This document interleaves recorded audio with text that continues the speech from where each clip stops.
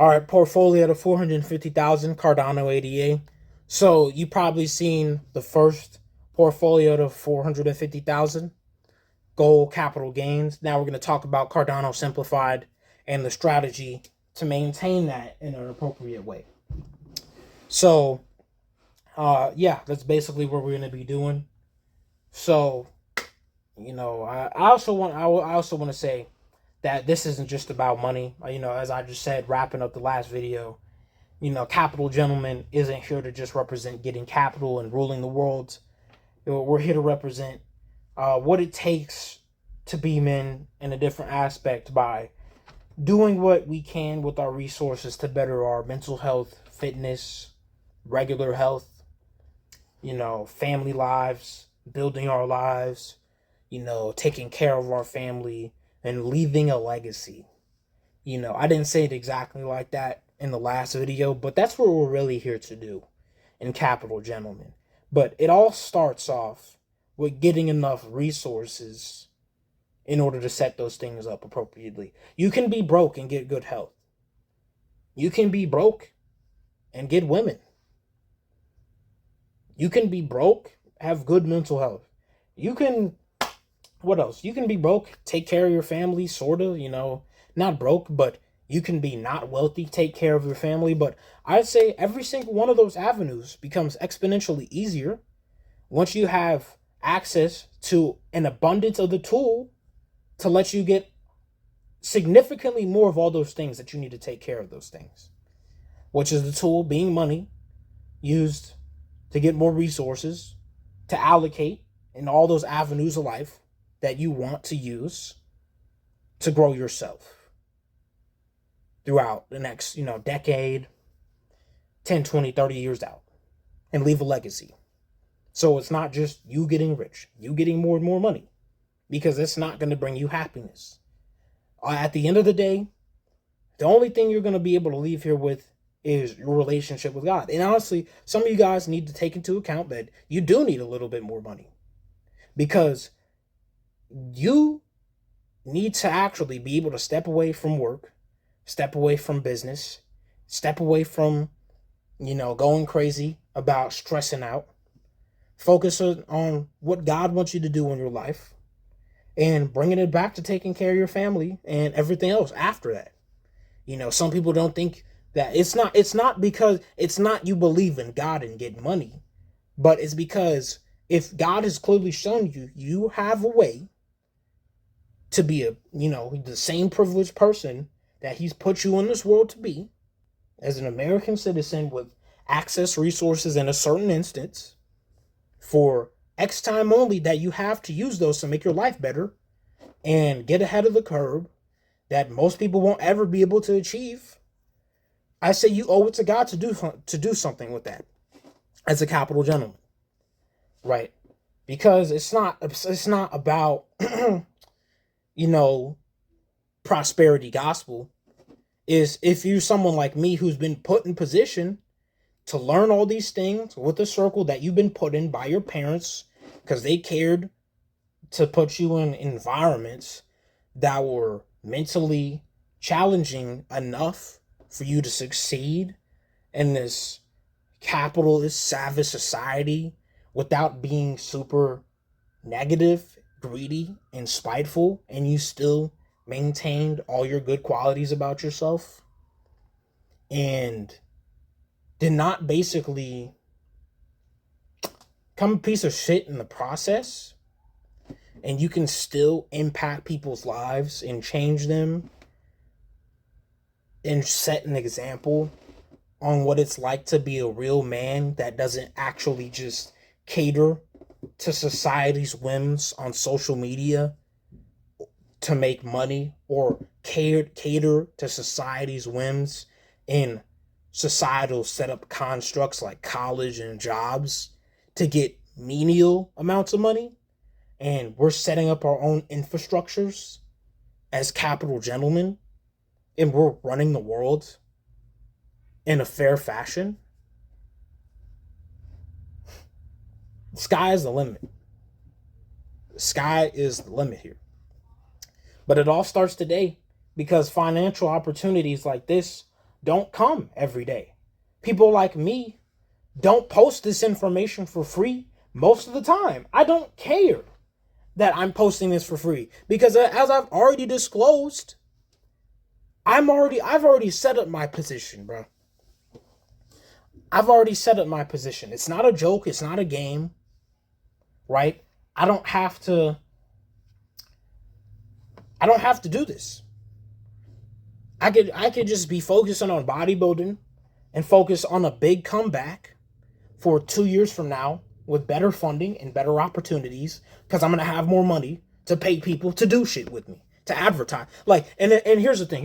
Like, you know, I don't want to say that like I'm a loser. I'm not talking about like friends. I'm talking about you're using, because it's already hard in the fitness era, right? Just quick explanation. Fitness, it's already hard. Quick explanation. It's already hard in the fitness industry, right? But if you have capital to catapult your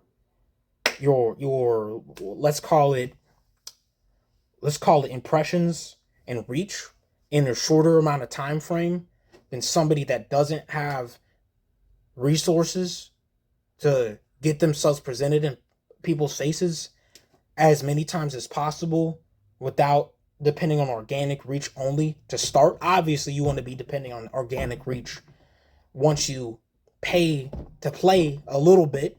Everybody that says you don't is a damn lie. But you know what I'm saying? Like,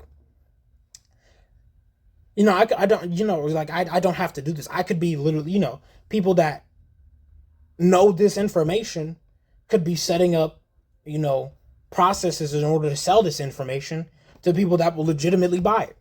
So don't take this for granted that somebody has already revealed portfolio to 250,000. No, 450,000. You know, above 100,000, 6 figures, and how to, you know, actually preserve that for the next 2 years. Multiply that by 10x, and then in 2035, you're walking away with 4 or 5 million.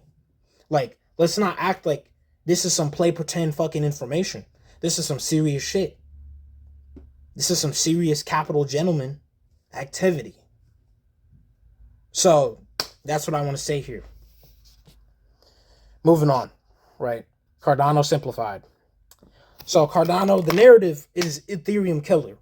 Ethereum, it's not going to fuck anywhere, right? But let's not cap. Our multiplier on Ethereum is not going to be the same as ADA. Ethereum's probably going to go about.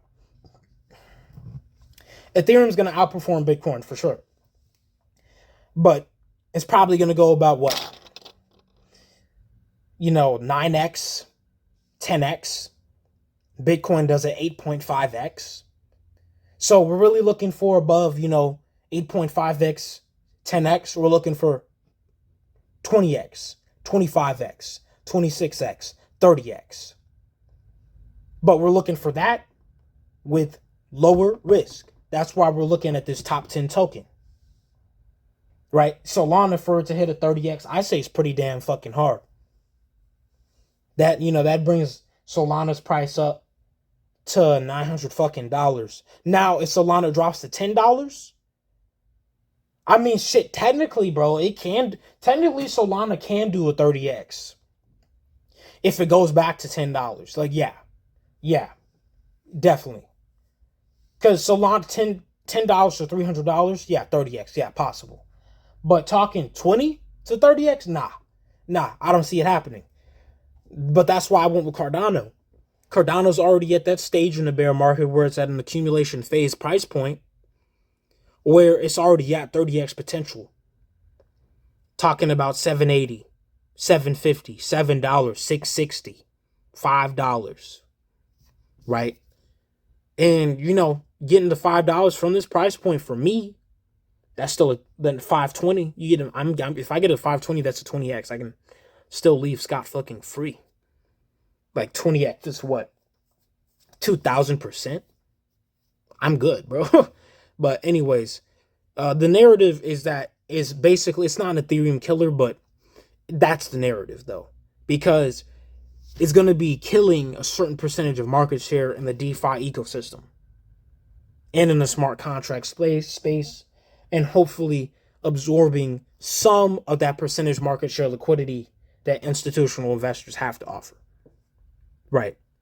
And that's what we want to be focusing on, is not just retail, but institutional thinking, so that we behave like them on our entry and exits. But if there is an opportunity that institutions want to show to us by putting Cardano on their balance sheets, along with Bitcoin, Ethereum, and Solana, we see that we're not necessarily an Ethereum killer, because then the narrative changes. It becomes, what's the reason why they chose Cardano and Ethereum, and what's the area of smart contract market share that Cardano does better than Ethereum and Solana, if you get what I'm saying. But moving on, right, this is based upon peer-reviewed research. That's the narrative, is that they go so slow to the point where they don't fuck up. Now, that is like, people complain and talk about how it goes too slow. But keep in mind, like, Amazon is like what, like a 30-year-old company.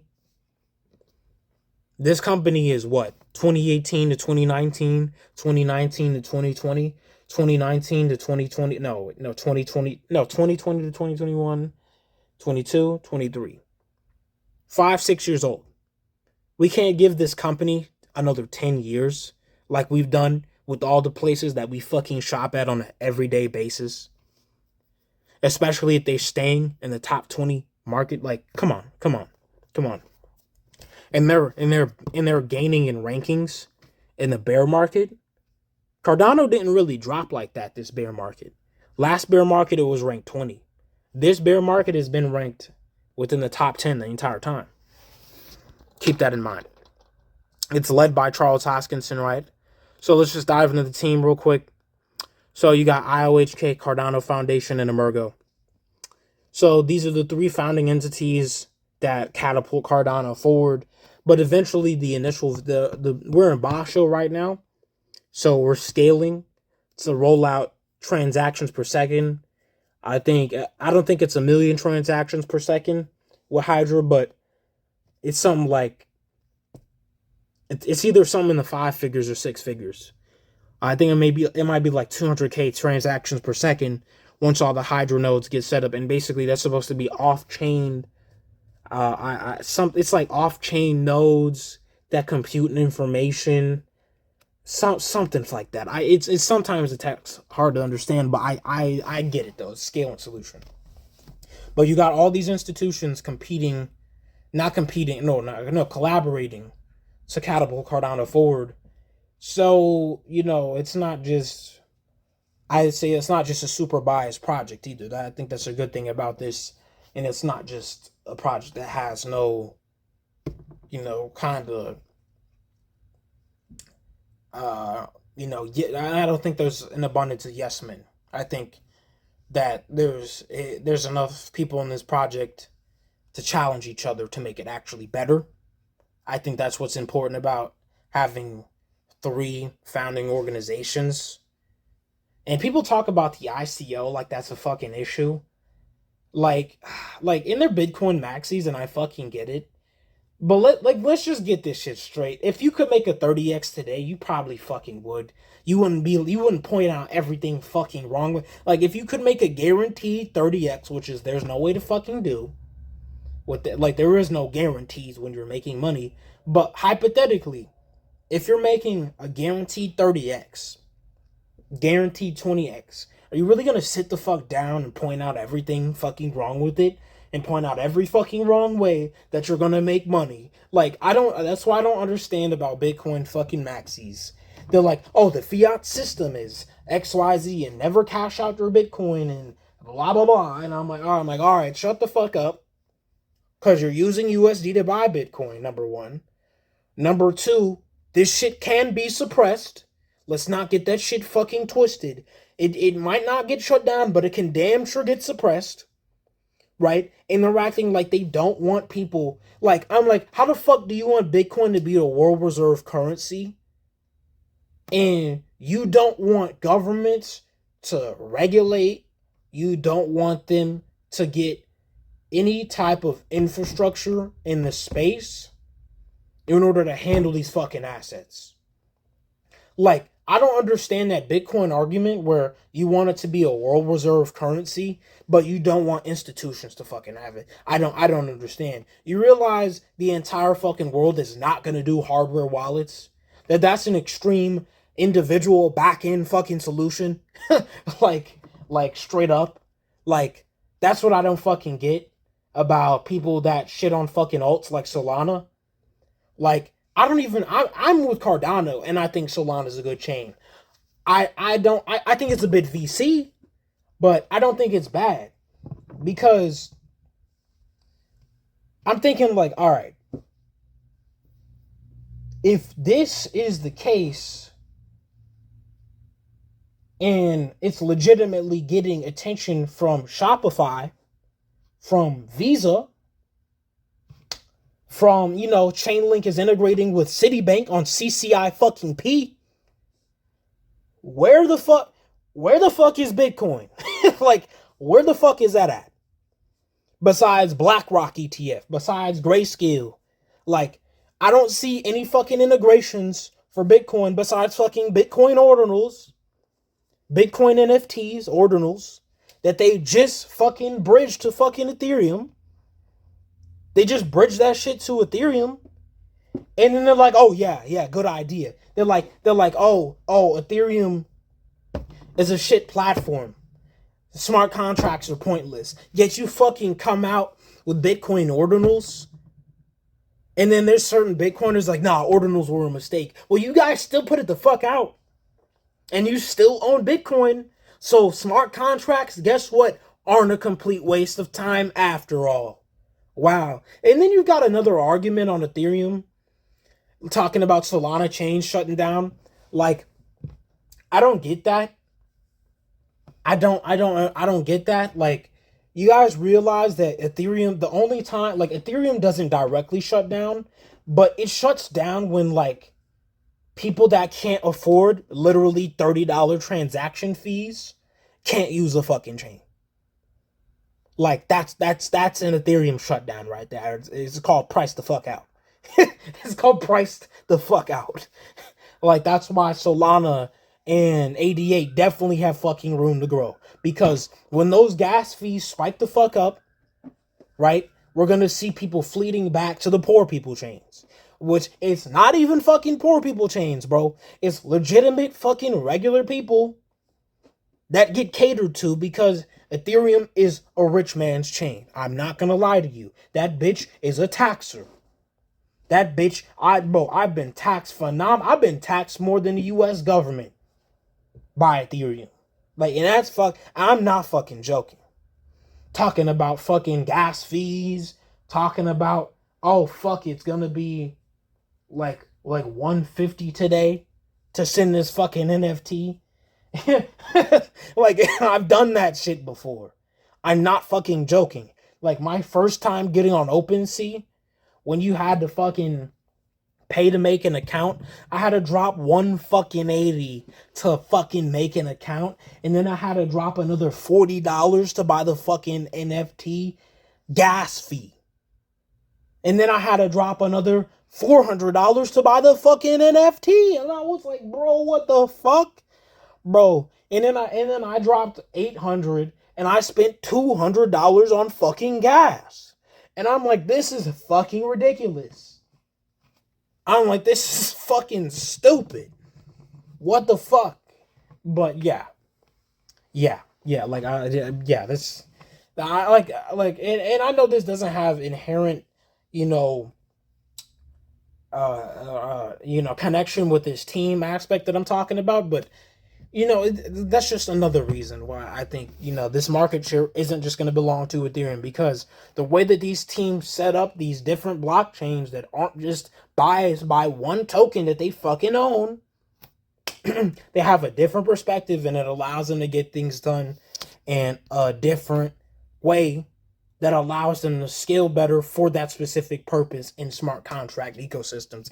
Now, you got the different phases for Cardano, right? Talking about Alonzo, Basho, Voltaire, Alonzo smart contracts, Basho scaling, Voltaire, and then you had you had Mary and Shelley and shit. Staking. I mean, staking's not that fucking cool, but honestly, you got Lace Wallet now. You can stake to 5 delegators at once, so one delegator goes down. You don't have to wait 25 fucking days to withdraw your staking rewards. Unless it's just my wallet.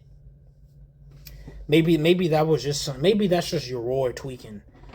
Maybe that's what they were fucking talking about. But talking about Hydra scaling solution, talking about 200k TPS competing with Solana's Fire Dancer.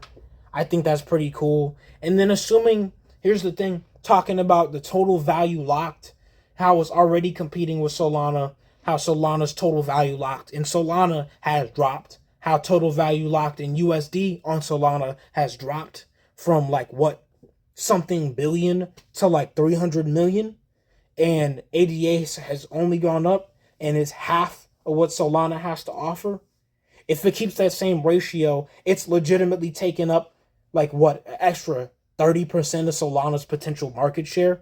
I think that's not even 30, 40, 50%. And let's assume they go 1-to-1. That's pretty fucking cool. When ADA goes to $1 billion total value locked for the first time ever, that's going to be pretty fucking cool. But talking about a fair launch, they don't own more than 63% of the tokens are staked, right? And then you've got another 30% that the public has, and I think split between all the fucking big boys, it's less than 5 fucking percent. No, it's 3%, bro. But go fact check that. I could be wrong on some of that. I know for a fact though that the staking ratio is 63, and it's been at 70 before. So I know the public controls at least 70%. So yeah, that's pretty fucking good. One of my issues with Solana is that they VC'd the fuck out of that shit, and I think they only let out 50% for allocation to the public, which I found really fucking weird. I never liked that shit, at all. I never did. Moving the fuck on. So we got this narrative, with Cardano simplified. Now let's go into... Actually, no, let's wrap this up. So I'm going to make a part 3. Let's go into strategy. In this next video. But like I said, Capital Gentlemen, we're not doing this just to make money. We're doing this to better ourselves in all aspects of life, no matter the instance that we started in. And it's just about where we finish, basically, and leaving a legacy. So I'll leave you guys with that. CEO of Vlad Ethereum, running Capital Gentlemen.